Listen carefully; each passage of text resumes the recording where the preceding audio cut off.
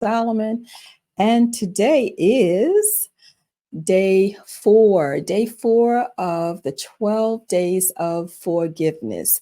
And I just want to thank those of you who've been hanging in there with me these few days. Oh, what is that? Oh my goodness. Oh, we're not having a good day. Okay. All right. But we're going to move forward. And it's late. You can tell this has been posted really late. I had a really busy day today, but I did say that I would have consecutive days.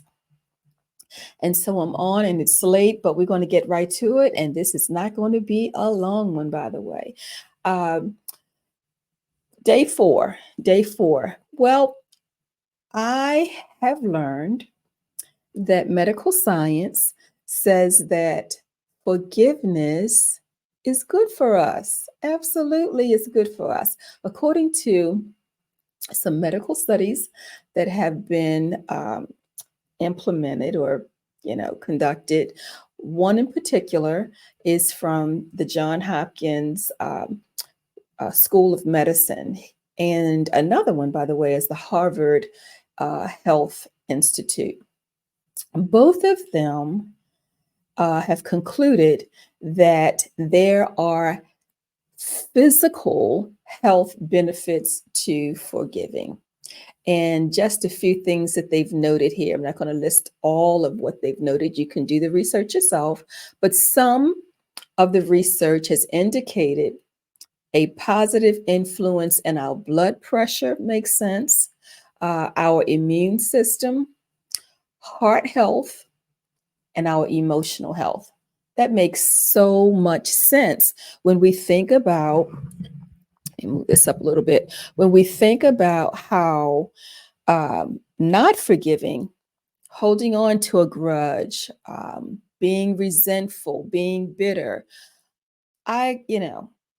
Over time, I'm sure that does damage to the body because we're not in a healthy state of mind, or not, we don't have a healthy heart, a healthy soul. So what is this all about? I'm just trying to show you the rewards of forgiving. Now, I do want to put a footnote here. You can choose not to forgive. That is our choice. God has given us a free will. We can choose Him. We can choose the things that He wants us to do, to live by. We can choose not to. But understand that with those choices, we have to live with the outcomes and the consequences. And just to see that medical science backs up the benefits of forgiving, what it does for our body, our state of a quality of life. Have you ever noticed when people are what we call mean? And we all have bad days, so no one's really exempt from a bad day. But people who are consistently uptight, have always have an issue with something, someone, whatever. Their complexion looks off. It's not a glow. Their eyes, the body. The body absorbs that negative energy and it exudes. It just exudes. It comes out of them. And if we think about it in our own lives, when we've been upset, been emotionally upset, that takes a toll on our body as well. If we go around being bitter, carrying a grudge for a very extended period of time, eventually that's going to create wear and tear on our body as well. As well as our emotional self. We're not just a body. We have a spirit in here, we have a soul, you know, at some point, even our emotional state can suffer, anxiety, stress of different levels of stress, depression, having manic, just there's so many well, I don't want to say something incorrectly. I'm not a clinician, so let me stop where while I am ahead. But worrying, continuously replaying the wrongdoing that either we participated in, we did, or what was done to us, that can wear on us emotionally. And we cannot function and thrive. Actually, we can function, but not thrive and live abundantly with those types of weights hanging over us. And the Lord tells us to lay them aside. And according to those studies, those that medical research, I don't know about you, but I want to lay unforgiveness aside. I want to live out my days that I have left in a healthy state. All right. All right. That's it for tonight. That's really it. I see just a few people on. It's okay. It's late. I'm tired. I don't want to talk too much because I may start sounding like, I'm under the influence of something that I'm not. But do me a favor and like and share for those of you here on the Facebook side. And if you're on the YouTube side, share as well and consider subscribing as I am growing my community on that side of the woods. All right. So 12 days of forgiveness. We are now down to day 5.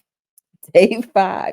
And I just want to say I saw the movie The Color Purple today. The revised version. I saw the original movie a while ago. I saw the play a while ago. They were all great. This was the best of the 3 versions. This was the best. And if, I'm giving a shout out to them. If you get an opportunity, please go check it out.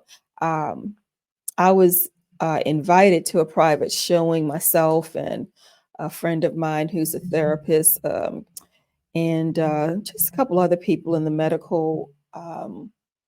mental health field rather. And I have to keep saying this. I am a life coach. A life coach is not a professional clinician, therapist, whatever. We don't prescribe and diagnose mental and emotional conditions, but we do offer tools, strategies that will empower, encourage, and motivate people to move forward to their best self. And it was great sitting there, and we're going to eventually have some uh, follow-up discussions because we saw so many areas where the mental health field can be swamped because of behaviors that we saw in the culture. I just encourage everyone to do the work, family, do the work to be the best version of yourself. Do not create a legacy of dysfunction, maladjustments, torment, maladaptations. I understand the things that we have to do when we're young to cope and survive, but those mechanisms don't serve us and work well for us when we become older. And it's just hard to drop some patterns and cycles. And but it can be done. It can be done. And watching that movie, it became even more real to me of how communities have embraced and even normalized dysfunctional behaviors and try to sweep even had not tried but swept a lot of dysfunctional behaviors under the rug. They don't help.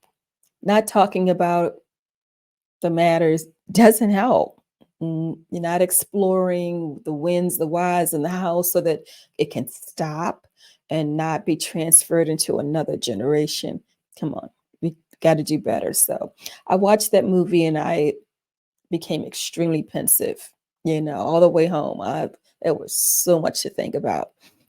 But forgiveness is a part of it as well. I was invited as a forgiveness coach to be a part of that conversation. And again, it doesn't mean it's dismissing It's acknowledging and moving forward with that acknowledgement. So if you get a chance, check it out. And, it's a movie that's worth a lot of discussions in the mental health arena. All right. All right. As for me, that's it for tonight. Folks, take care of yourself. Um, Make your choices, forgive or not to forgive. That is your choice, but understand what comes with the benefits and that come with forgiving, and how it just empowers you to make you a better person. And that's all I want to expose today. All right. And I know that there are people out there who believe that you don't have to forgive.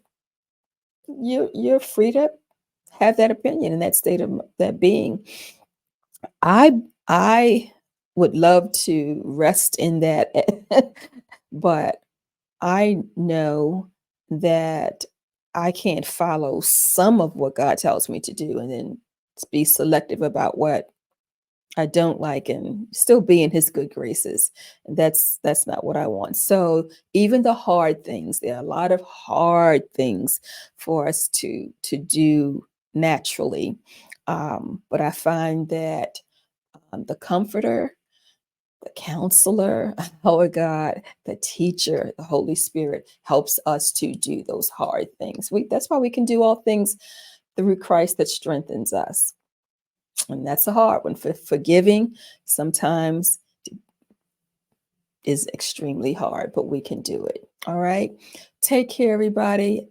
I'll be here tomorrow, tired and all. I'll probably be revived by tomorrow, but with day 5 of the 12 days of forgiveness. All right. Take care and have a great night.